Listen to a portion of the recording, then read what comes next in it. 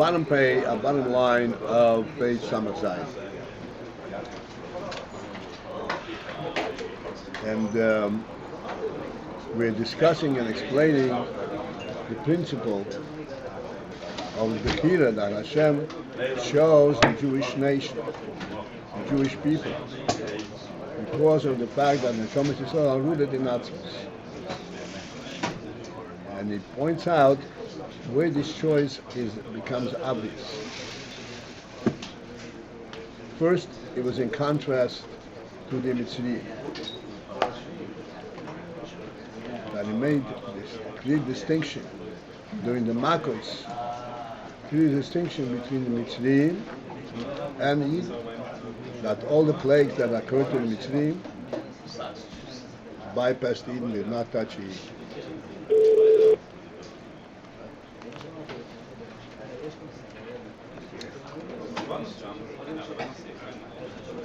And he mentions various statements in the Torah to this effect.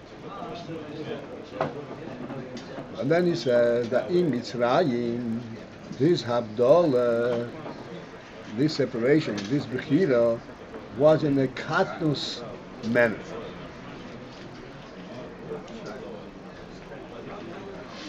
And Matan Torah, this is where it was with gadlus. So we discussed on Friday the katnus elements.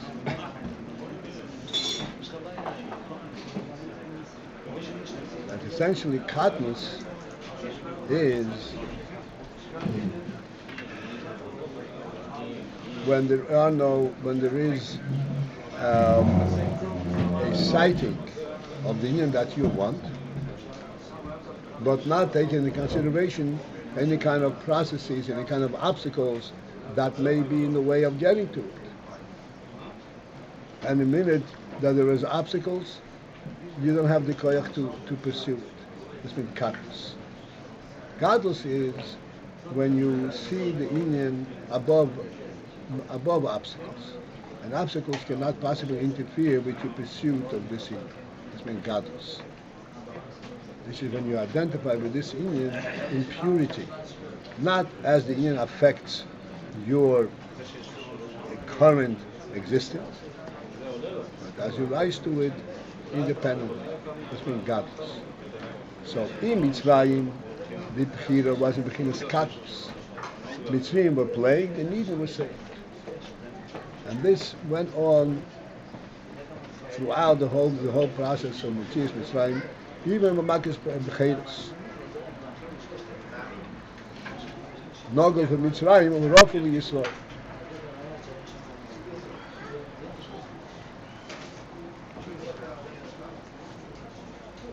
Matan Torah, this was already in a gadlus manner. Gadlus means that it cannot be compared, there is no contrasting method of identifying it. It is beyond contrast. It is truly manifest all and totally independently of anything else. The reality itself is in gadlus. It's in gadlus. There's nothing left out. And he says, even though by Matan Torah, there was also a certain inclusion of other nations in the fact that Zero Lohem, he went around, I called all the nations, and offered the Torah to them. This offering the Torah to them was not in a test, maybe they will accept it, because this was clearly known to Hashem that they will not accept it. They have no shaychus to accepting the Torah directly. The Yin, the Chesiru Lahem, is in order to enable ultimately in the long term Yidden to elevate the other nations. And to say that they too were offered the Torah and therefore it is not something they are excluded from. But the inclusion, the initial inclusion was not possible. Okay, I said on the bottom line of page Samazai. after the parentheses. V'niglo aleim ponim beponim. And then Hashem revealed upon them, upon the Jewish people, Am Yisrael, ponim beponim, face to face. Cool. And we will discuss this. Ukmei shekosev, as the Pasuk says, ponim beponim, diber avayim mocha. Face to face, as Hashem spoke with you. So Hashem spoke with you.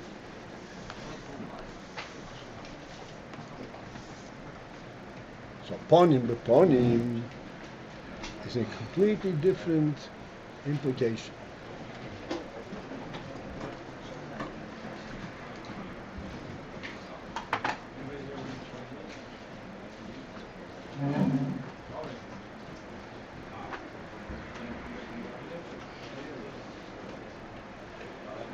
And let me just go through the couple of lines that elaborate on this principle.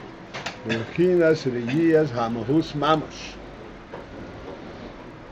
the manner of the years hamahus, of actually observing the mahus, the reality itself, not an allusion to it, but the reality itself. K'mei shekosev, and the pasuk says, "Kol ha'om royim es hakoilos." The whole nation, royim es hakoilos, they see the sounds, the pronouncements, the voices, which means, as the Gemara says, royin as hanishma. They see that which normally is only heard, and in this case, they were able to see this.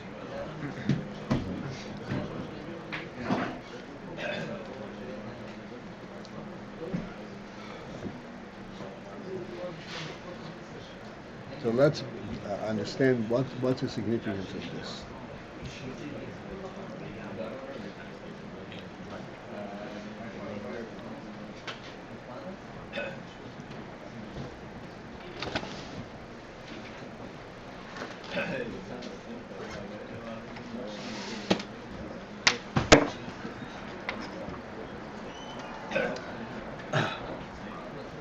The principle of the Re'iyah, roying ponim eponim, face to face, Re'iyah hamahus, roying as hakoilos, roying as nishma. If it's nishma, so what is the advantage of roying as nishma?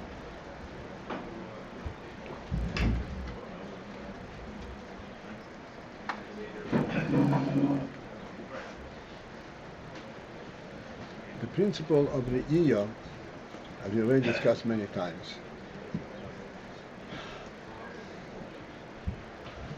Re'iyah per se, if you think about it, you'll realize Re'iyah is really a miraculous type of recognition, of observation. Because the individual person is an entity unto himself. And then he sees something that is an entity unto itself. They're two separate entities. And they do not come in any contact with one another.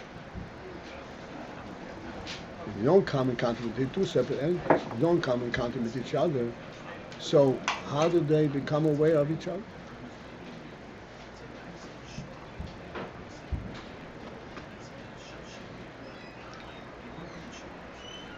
Perhaps it would be an appropriate moment now to discuss this question, becoming aware of each other.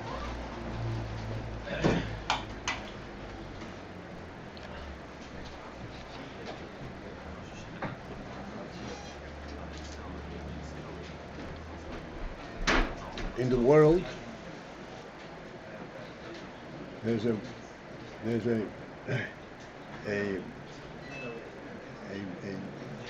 so to speak, a basic principle that is accepted without question.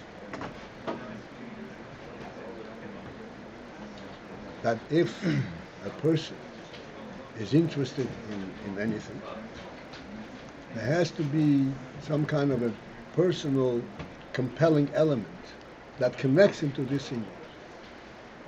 For example, he wants to eat, doesn't want to eat because he wants to consume the food. He wants to eat. There's something in him that already demands the food.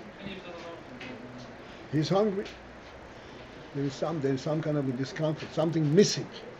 Because he's missing something, he wants the food. And that is the principle that's understood, that the compelling element in all connections is that it satisfies something that's missing in the entity. If he is fully satisfied, there cannot be any kind of compelling element of connecting the two people. Even when one is doing a favor to one another, to the other. So immediately we seek to explain, what's the reason? Why is he interested in doing the favor? There has to be something personal in this. He wants to prove something, whatever it is. All kinds of different forms that this argument is taking place.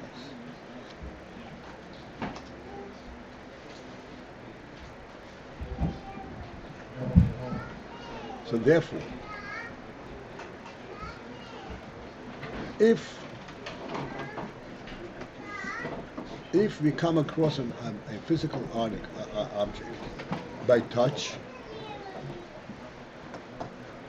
the compelling element in there is that this object is physical and it obstructs, it interferes with my movement. Therefore, I have to recognize it. I'm walking, and I'm walking into a wall. The wall interferes with my movement, and therefore I'm clear that there's a wall over here. So the clarity is based on this negative effect. Otherwise, who cares about the wall? I may be aware of it, but it has nothing, no connection to it. That kind of knowledge, that I'm aware of something which has no connection to me, is so to speak, is a very chitzonius, it's not a real connection. I'd rather not, but it forces itself upon us. This is how the physical connection, physical interaction is interpreted. So if this is the basic, now there has to be something compelling within the person that connects him, that arouses him to be connected to the subject. Otherwise, it's not a real connection. So we understand how that happens on the physical, on the physical and tangible level. But how does it happen on the sight level? Sight does not affect the person. He can choose to see it, not see it. So therefore, it is not a compelling element. What's not a compelling element? The seeing the object. Seeing is not. I see it clearly because I'm interested to look at it. Oh, it's not forcing itself on you. It's not. There's nothing compelling about it.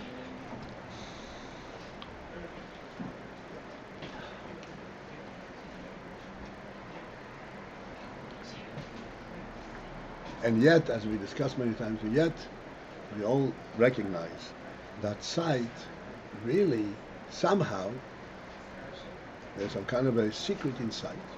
The effect of sight is even more profound than touch.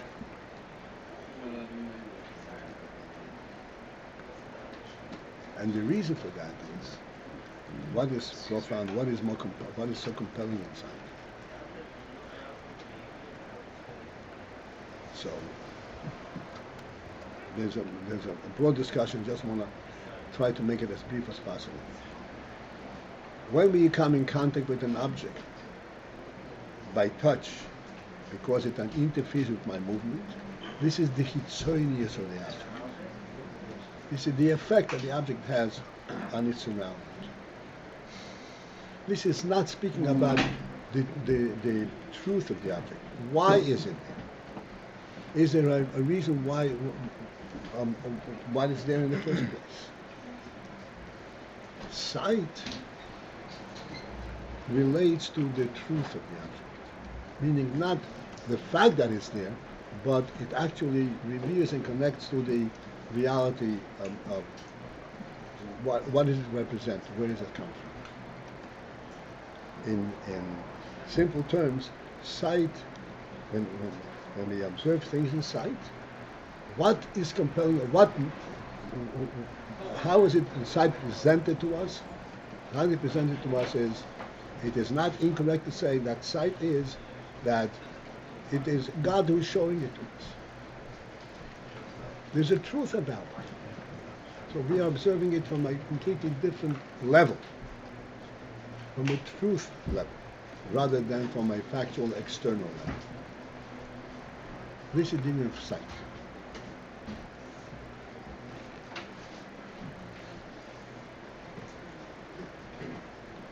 I demonstrate this concept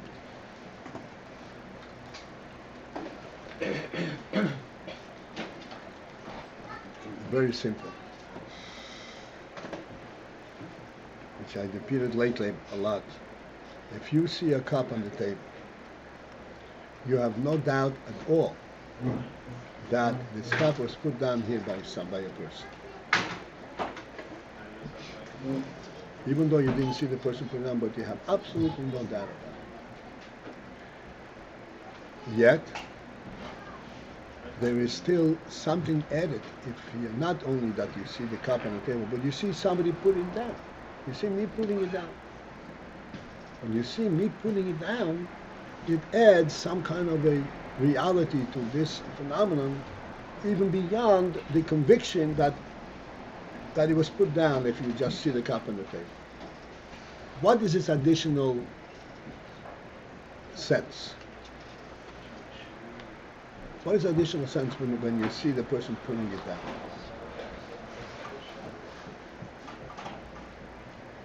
You know Direct. it. It's not You know it. deductive. What? Direct. It's not deduced. Yeah, but you have no doubt otherwise also. No other possibility. Huh? There's no other possibility. There's no doubt. You have no doubt that somebody It's put it down. through a deduction. You deduce it. Yeah, but you're 100% sure. Now what is added? What is added when Knowledge. you see the person? This is also knowledge. Listen carefully. Listen carefully, Shmuley. Okay? For once. Listen. Yes. You know you're asking. We're trying to answer. No, okay, fine. The additional point is this. The cup on the table, the cup and the table have no connection to one another. The cup doesn't know of the table doesn't know of the cup. There's absolutely no reason the cup should be on the table. And therefore, even though the cup is on the table, I know somebody put it down, but it doesn't make sense in essence. It doesn't speak, it doesn't say anything. It happens to be the cup is on the table. When you see a person putting it down, there's a human element over here. It's the person putting it down. That makes sense for the whole thing. This is what means the cup is on the table. Not I know that somebody put it down. That's chitzenius. That's totally insignificant. What is the phenomenon of the cup on the table? Is that there's a human being here, and the human being is using it. So it's the human being that connects the cup with the table. That's right. And But that you know before also. Before you saw. Wait one second. Therefore, it has a reality. You see right away as a real and a neshama phenomenon over here. This is not just physically compelling. This is an intellectual reality. It has to be that way. Because a human being uses a cup through the table. This is a true observation, an observation of truth.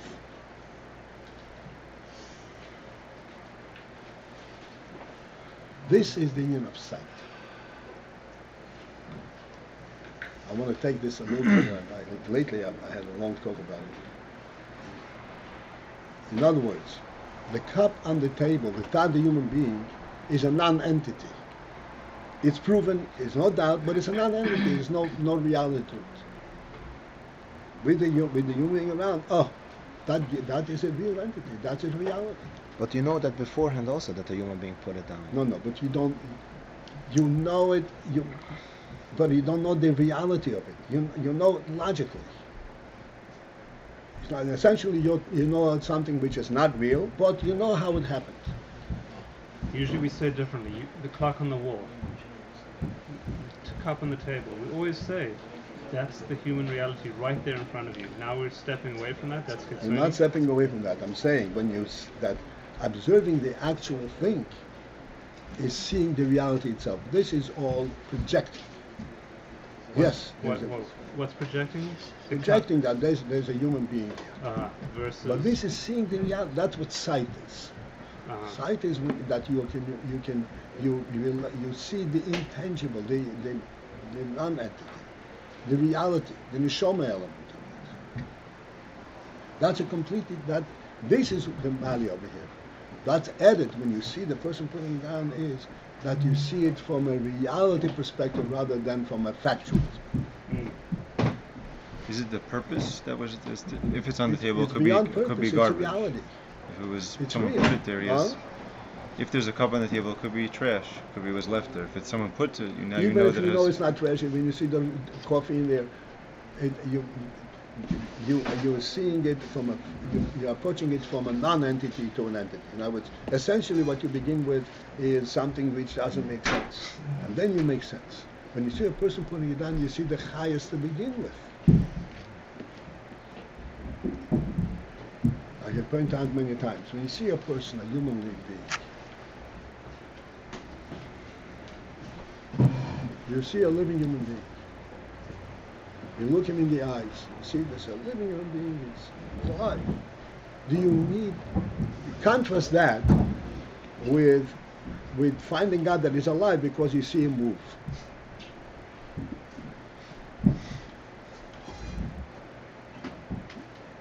It's a completely different world. You see him move, oh, you know I'm alive. But this is, you have proven that he's alive, but this you see life itself.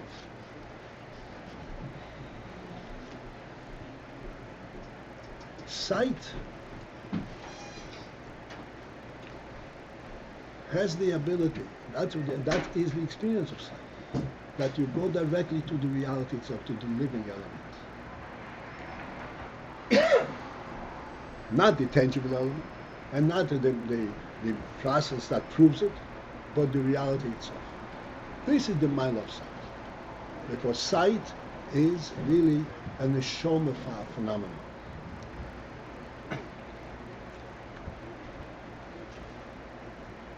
Only the neshama is sensitive to sight. When you hit an object, a hammer is also hits a nail.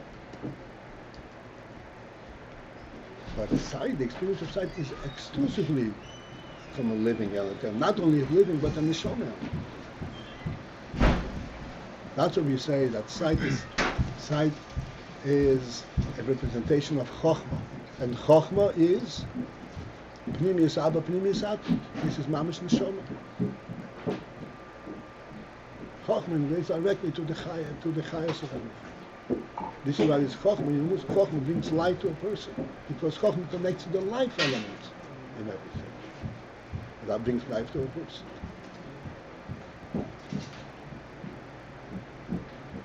Like I said, you know that a person's alive because you see him walk. You're not seeing anything. You're blind.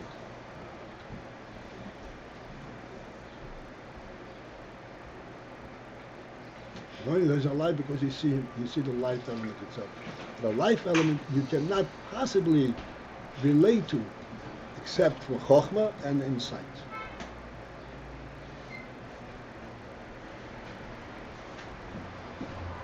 Because sight is the physical version of chokhmah. Sight is not a physical experience; it's a neshama experience.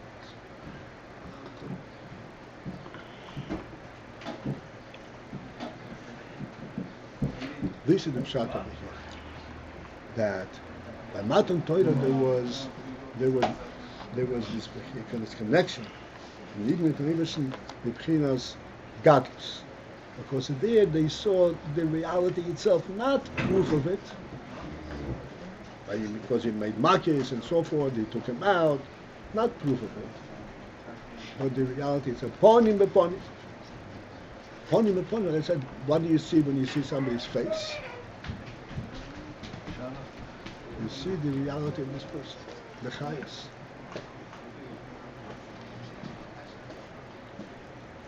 Is this why Yidden are ma'aminim me? Are ma'aminim me? You know what I'm trying to say? Yeah. Because everybody saw. This is the fact. Yeah. This is essentially the meaning of Amunah. Amunah is not something based on any kind of experience or any kind of a logical process. Like going back And to nobody else but Yidden had this experience. That's right. Nobody was privy to this. Nobody has the capacity for this. Like the Rambam says, the first principle of Chochmah is that there is a first being. How do you know the first being?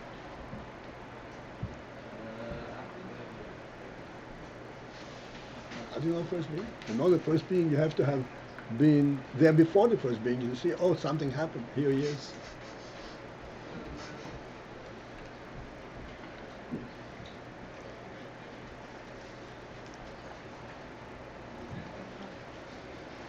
Okay. So Elamai, then that means That means that you have connection and relate to the reality itself. Not something that you are finding out about.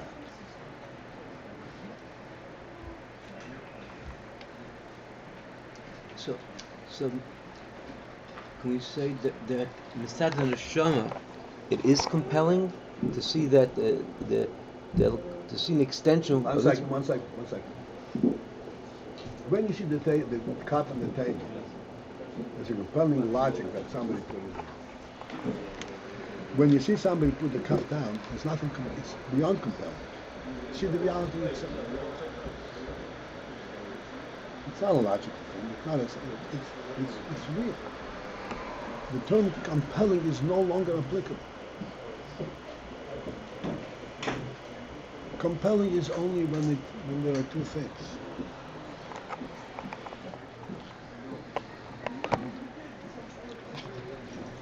This is by extension. I just don't want to miss the opportunity. By extension, see the world, and we say, where does the world come from? It's a creator. God created the world. The real vision of the world is it's inseparable of the creator. The reality of the world is that the creator and the world come together. That's what the world is. The world without a creator is an non-entity.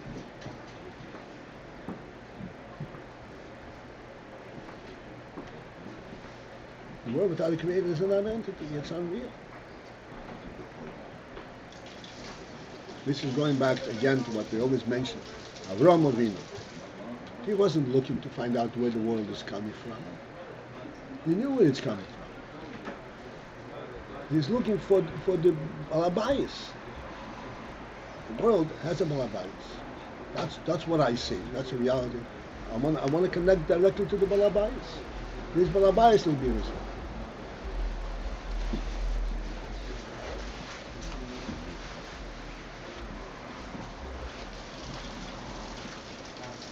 Yidden do not need proof of the world, that the world is a created entity.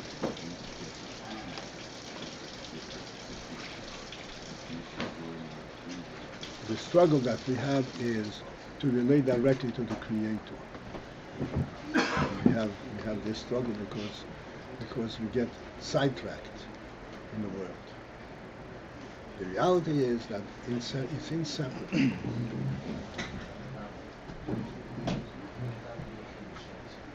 Because with Sadhu Neshama you go directly to the reality, and therefore the reality of a world without a creator is a non-entity. What do we see in the world? What is the observation of the world? The presence of the Melech. The world is constantly exhibiting the grandeur of the creator, of the Melech. Okay, enough of that. This is a separate talk all by itself.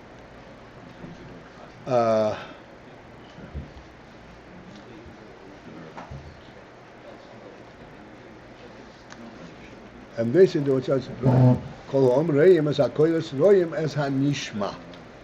Okay, what means roim as hanishma? Nishma, that which is heard, there's nothing to see.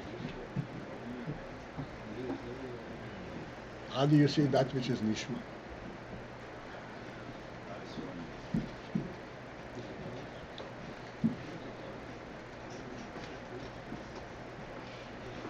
What is nishma? What is the meaning of nishma? Nishma means something that you don't know unless you're being told.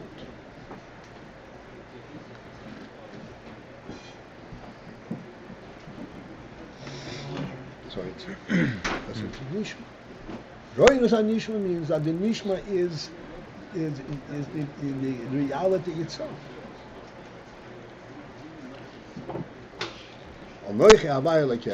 And they see it's not something that they had to be told.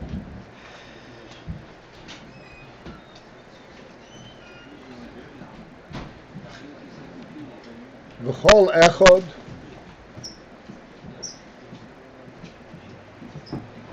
du partzuf hoyo. And each one of the Gibros was du partzuf, represented, had carried two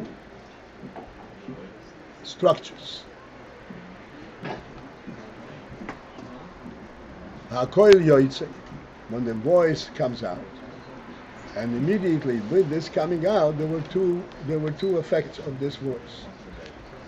Chaim li Yisrael, or Misol li Yaakov. This brought forth Chaim li Yisrael, life for Yisrael, or Misol li Yaakov, and death to Akum. Because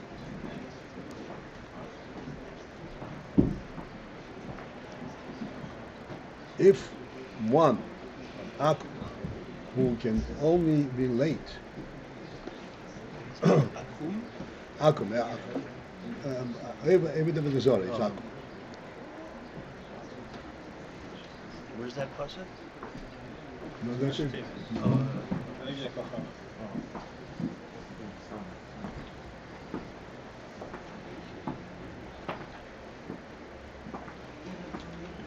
Yisrael, for them this was Chaim. For Akum this was Mis. Why? Because Yisrael, they relate to this truth. Because this is what they are. Atmos relevance. The Goyim, they are only on the Nivro, on the worldly level. And from the worldly level, if you have a Gilui from Etzem, then that dissipates into nothingness.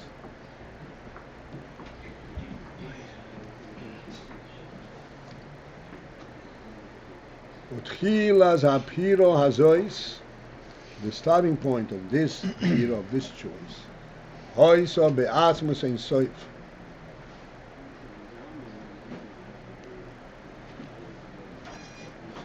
was actually an atmos itself.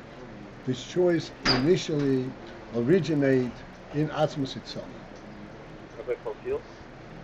Just 1 second. It originated in Atmos Ein Soif itself.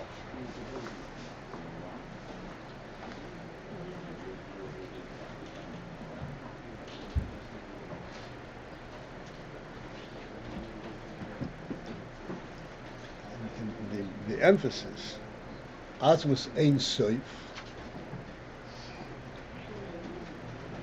Actually, this is like a synonymous statement. But what is the point? The Atmos Ein Sof.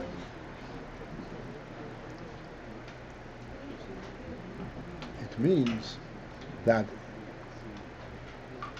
there is not, Ein Sof means that there is not an outside.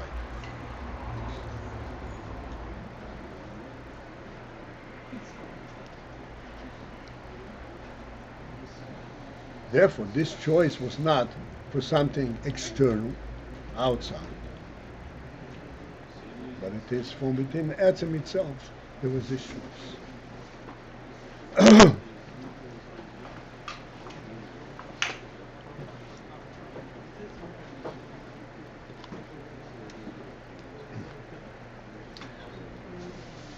We already discussed it in the previous page. First started with this.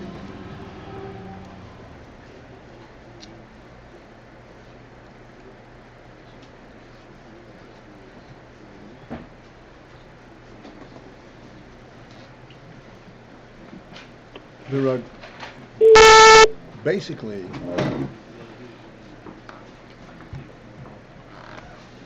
two aspects in terms of Avodas Hashem.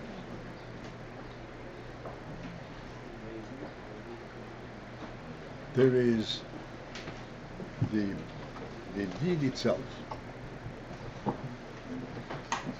which is a reflection of goodness and kindness and truth, whatever it is. Then there is another dimension, the dimension of focused exclusively on the source. Avodas Hashem.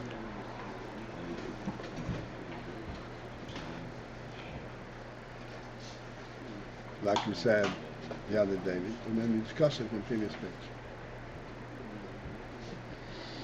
Fredo b'yatzma.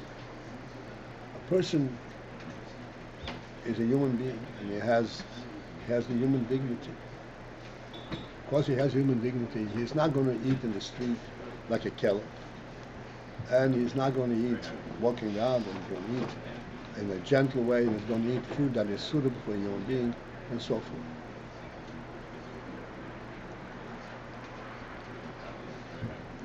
This is, in terms of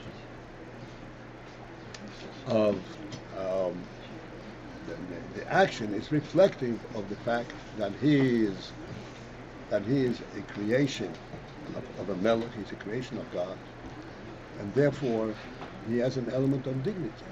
This dignity is not self-dignity. Dignity is because this is what was imbued in him by his Creator. And he maintains his dignity, he follows through and acts accordingly. Then there is another aspect completely. Another aspect is that there is the principle of eating l'shem shamayim. He has to eat, but does he eat within the environment, the worldly environment, within the environment of the created entity, or does he eat because l'shem shamayim, because the Rebbe wants him to eat? Same thing we have even on a higher level. Limud HaTorah l'shma. What's the difference how you learn Torah? You learn Torah, you're learning the truth. Then there's a need for limud l'shma. L'shma is the pshat that you completely bypass the entire worldly and human experience. And all you're interested in, all you're focused on is on the Creator. On the Motzerish, on this pure truth itself. That's all you're interested in. This quality of being able to focus on the source of sources, Gilas Ayiras and Sivas Ashir beyond its manifestation on any level, except for itself. This is uniquely Jewish.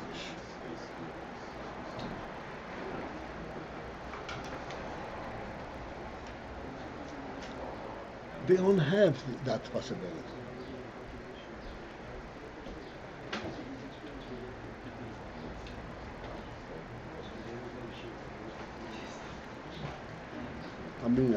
I get questions all the time. Why do we need that? What's the emphasis on God? Come on, you're doing good things.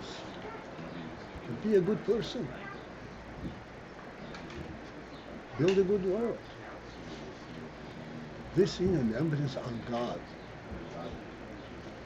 and on the emphasis of Avodas Hashem, I said l'shem shamayim, lishmo, this is uniquely Jewish. And there is no way to explain it. It's not a seichel that you think.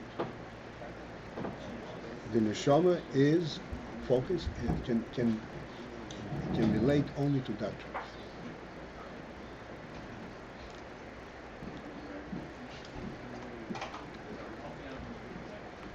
This is what the Bechira is. That's what I said. Bechira is an Atmos Ein Sof.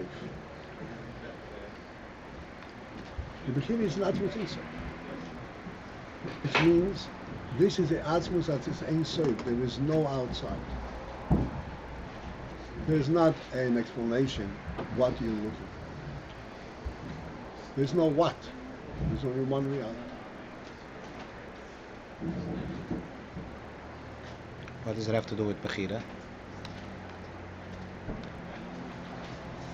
This is the Bechira is that this is what the Rebbe wanted to be revealed in the creation. What's the difference in the Rutzen? Do it? What's the difference than Rutzen and Bechira? Rutzen means you want. I'm saying there is. He wanted. He wants goodness and kindness. The Bechira is in Etzem. The Bechira is something that he wanted in so much so, and this is a completely. This is devoid of worldly, of goodness and kindness, devoid of any kind of definition. We say, what's the pshat? How did Goyim interpret that question? In the medicine, What's the pshat in what?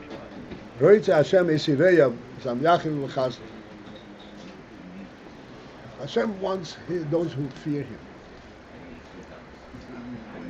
Hamyachim v'chazli, who are looking out to His chesed, to His kindness. What's in this? How is this? Is this interpreted from a worldly perspective? He wants to be recognized. Kovid atzmi hu deinos. That's what the Gemara says. Kovid atzmi hu deinos. Kovid atzmi hu deinos means that he is demanding that he be honored. Why? Because he wants to be honored. He enjoys honor. Like any of us mortals. And the alternative is? Huh? The alternative is? Okay. What's the pshat? That Hashem wants us not to go beyond the chesed, by the chesed to see etzem, not just the manifestation of something, but in the chesed itself to see the Eibishter as. That's what it's lishma. He wants that the godly, the purest godly truth should be present in the world. This is what Mashiach is about. What's Mashiach? I lost the train here. Huh? I lost the thread of how this came out. How did we get to where we are now? You can hear it, or you lost I lost the thread. I lost the thread of the thought. What are you explaining here? What is the Bechira in Atzmos? What did he choose? It's a choice of Atzmos itself. It's not a choice of anything that that comes outside of Atzmos and it is being affected by Atzmos, affected by goodness, by godliness. It is the Atzmos itself. Atzmos Ein Sof. There is no outside. When you say Roitze Hashem Yisireyah, Am Yachim Machasnei. So this is where there's going to be a tremendous dichotomy, because a guy will never say he's looking for personal recognition.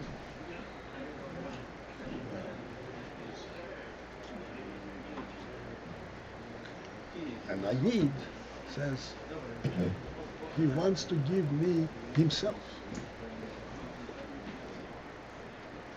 Doesn't want me to drop off and fly off in my mitzvahs.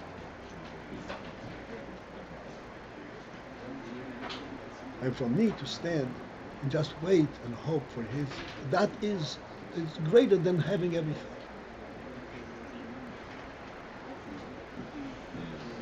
This is the real connection. Like we said the other day, we said Friday we explained what's it katnus and gadlus.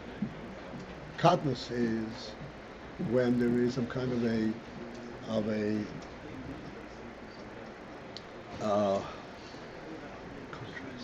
means of obtaining it, like I said, means of getting it.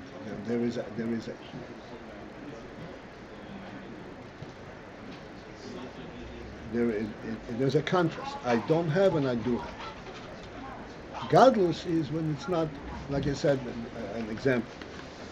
Now when a person, when Hashem Tov says, "Mogel shelitzei shalom shomhu," a person is where his rotzen is. He wants knowledge this truth. He's citing it, he recognizes it, and that's what he wants. Shomhu, that's where he is. Now, and this is where he is. This is what he wants. Now he has a challenge. Get there. Get there all the way together with your shoes. So just get there. When he starts going there, he says, "I'm getting exhausted. What is this for? It's too much. I can't take this whole trek."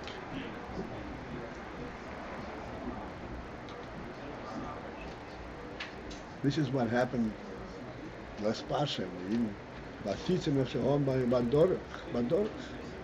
That even were walking through the desert, they lost connection. They lost connection. They lost, so to speak, their breath. Enough already. Enough already.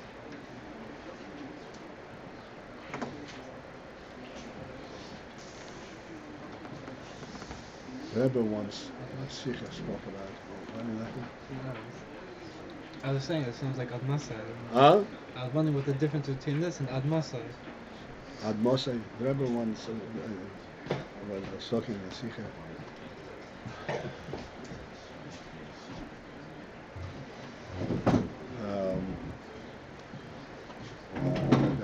Ayid, I don't remember exactly which phrase he was using.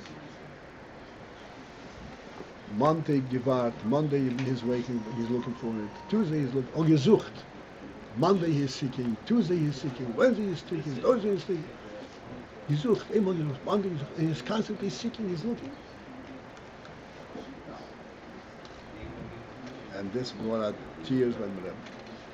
But this suchen, this gesucht, this is between Yid and Mensch. The Zuch in itself, this is a connection. And I'm not going to take anything, any distraction. I'm not going to take any substitute.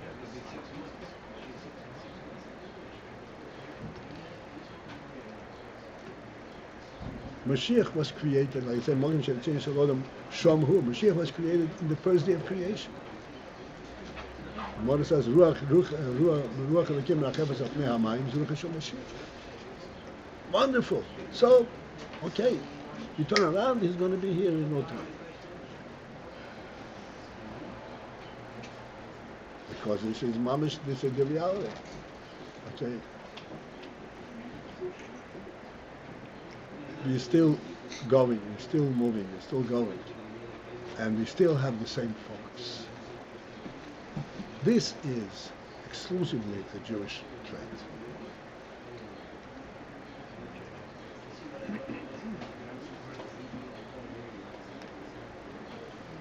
We say it in davening every Monday and Thursday. With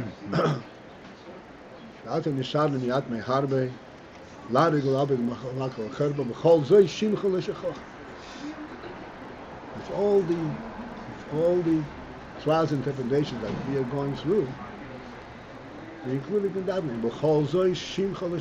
We still have not forgotten your name.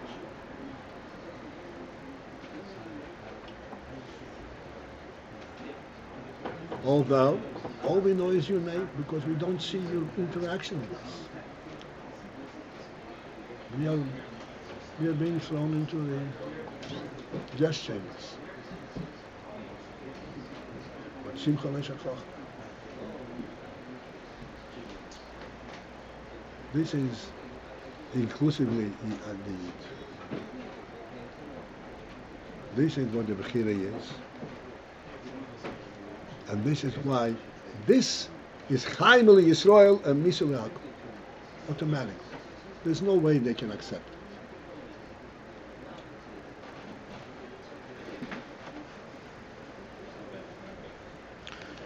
First was saying that the Yidden had to be revived by Matan Torah. The Yidden had to be revived by Matan Torah. They couldn't take the voice of Hashem as Chaim Yisrael. No, that's not because of this. They couldn't take the oil because they wanted to be in the Shomya Beguf. It wasn't that they were rejecting anything. What means The Chaim? Neshama, the Neshama left the Guf. Wasn't that Misa that they rejected it? Misa means rejecting. Yeah, this was rejected. Rabbi Paltiel? Yes, sir. So, who over here, who is the Beicher? Who is doing the Bechira? The Eibishter, right? The Eibishter chose Eden, and then in turn, Eden chose the Eibishter. So in terms of the Eibishter's Bechira, maybe this is off base, this question, but in terms of all that you just said about Eden and the unique quality that they have of looking for the ultimate absolute reality, is this the cause? It can't be the cause of the Eibishter's Bechira. Nothing causes Bechira. Or is it the effect of the Eibishter's Bechira, or it's not a question of cause and effect? It's not a question of cause and effect. The reason he chose Eden is because they have that quality. Because they rule in Atzmus. So, maybe this is also an off-base question, but what kind of a Bechira is that? He really didn't have any choice. Nobody else had this quality.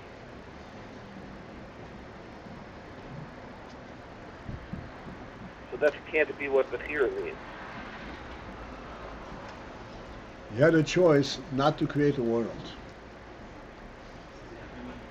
Wow. Why is it called, again, I didn't understand, what's the difference between Bechira and Rutzen? Bechira and what? Bechira and Ratzen. Rotzoin has a content. Theromitis is Rotzen Hashem. What is this? What is this the answer to? I didn't hear those questions. What's the difference between Bechira and Rotzen?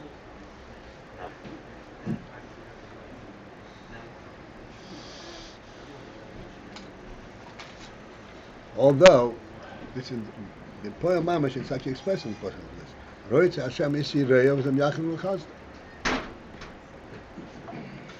Because Roitze Hashem isi reyo v'zem yachim l'chazda, that's why he chose the Jewish people. He selected them from amongst the Goy. In choosing the Jewish people, he chose to create the world. That's right. Reishis, Beis Reishis. If not for that, there would be no creation. So again, what's the answer? What's the difference between Bechira and Rutzen? Bechira is in source, and Rotzen is in expression, in manifestation, in poem. Rotzen allows the creation. Rotzen ultimately comes into Chochmah. Bechira is an etz. Rotzen is on a lower level than Bechira. But we're saying now because there's a Rutzen, therefore it's a Bechira, so it means Rutzen comes first. No. Because that Eden have that capacity, that they would be exclusively focused on the Eibishter, and that's why he was boicher in them, and that's why he chose to recreate the world. What's the point of the world? If the Eibishter is not there. This is what it means when it says that before that he, what's the expression? He consulted the Neshamas. That's right.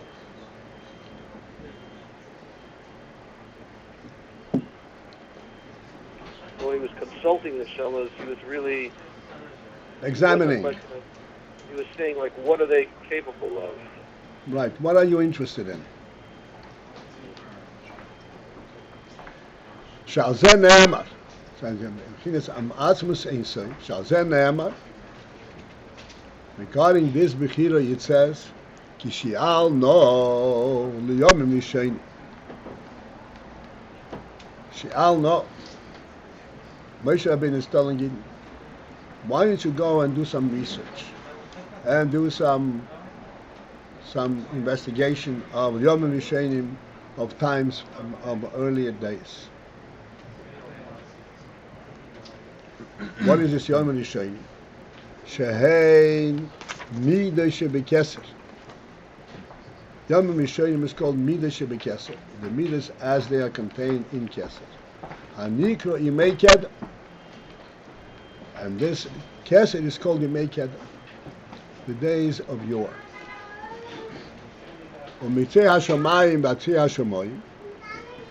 And then Moshe Rabbeinu goes, this is in terms of time, the origin of time, or prior to time. Umitzei Hashamayim Batzei Hashamayim, from one edge of the Shamayim to the other. This is in terms of space. Na'ayin b'chinas makiv haklol. This is the makiv haklol.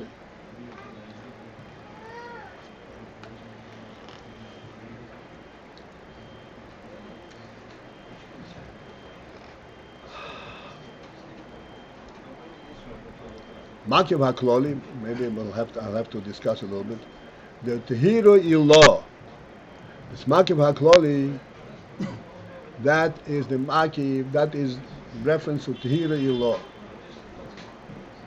Tehiro ilah means the higher purity. Be'efsher, and it's also possible to interpret the pasuk that the K'tzei HaShamayim or K'tzei HaShamayim, that what are the two edges of the Shamayim? Hey, b'chinas tehiro tato, she'achar hatzimtzum. This is two levels of tehiro tahiro. Tehiro tato she'achar hatzimtzum, or b'chinas tehiro lo she'lifnei hatzimtzum.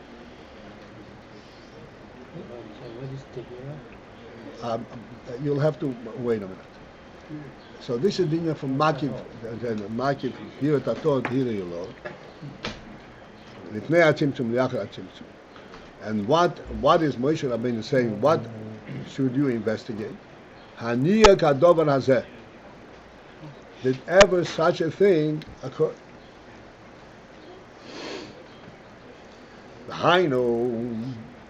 What is the point that Moshe Rabbeinu is telling you? It is the Bechira Zois, that this choice, Hoiso Bibechinas Asmus and Soif, actually was in the aspect of Asmus and Soif. Shelamai Logam Bibechinas Tire Lo Shelifnei Atzimtzum, which is even Atzma Etzem, which is behind.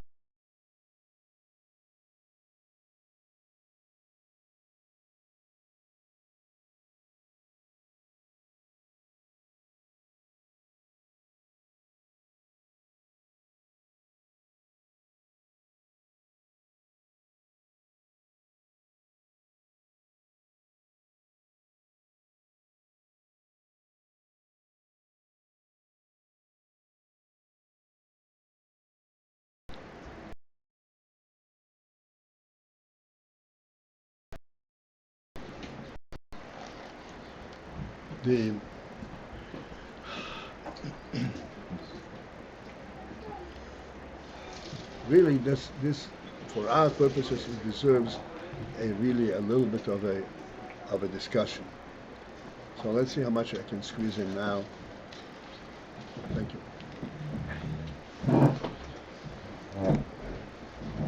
Deserves a little bit of a discussion. Again, the reason it deserves a discussion is due to the misleading and the interference from Chochmas Chitzenis.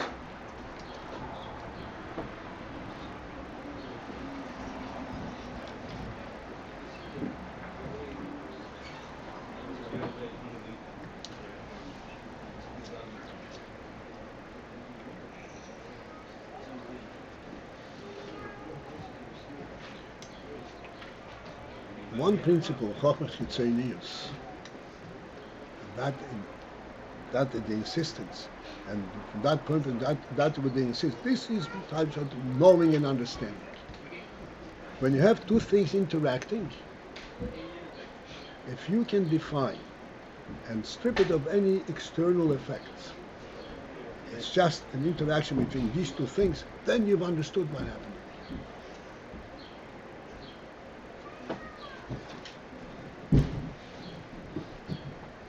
Which is what I said. Two people interact. You have to dig in and see what is motivating this person to interact and this person to interact. That's real. That's the reality.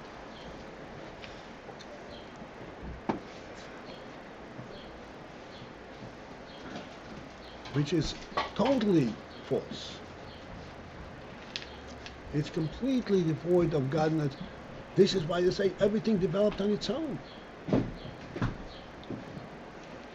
If a tree grows, it's because the tree wants to grow, not because there is any kind of a broader effect.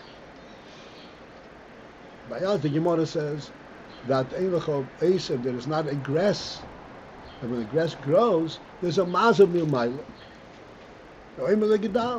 That encourages it, you grow.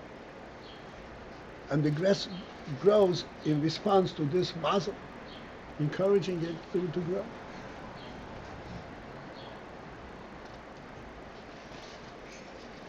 So when you understand the meaning from mazel to but this is even a seichel enushi. Our own seichel is privy to this, to understand that there is an overall reality that brings things together, and it's not just my personal interest.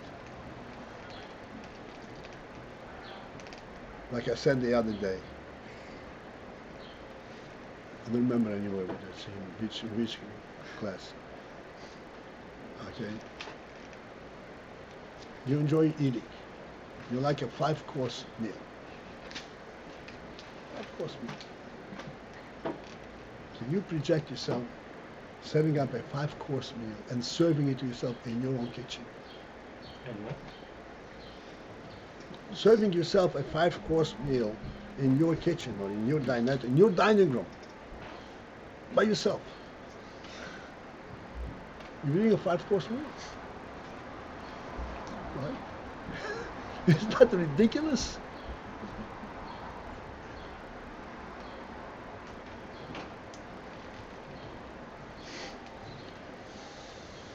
I remember when I said that there, it also brought a tremendous chuckle. Everybody understands that this is ridiculous.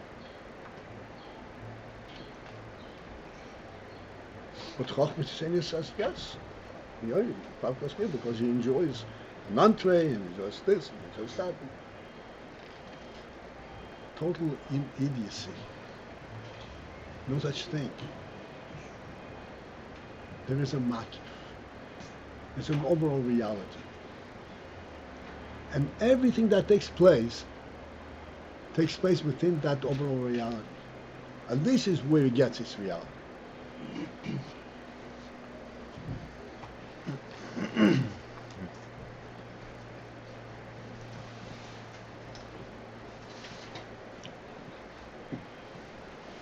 Okay, that will have to suffice for this time. We're going to talk about makif.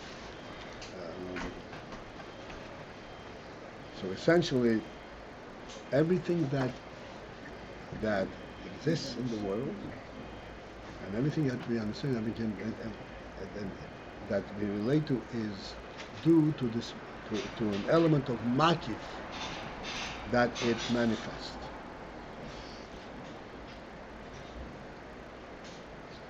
This makif, it says, it goes all the way down back to Keser and so forth, and it says that this is not where it's really originated. It originates in Atzmus itself, even higher than any makif. This we'll have to discuss next time.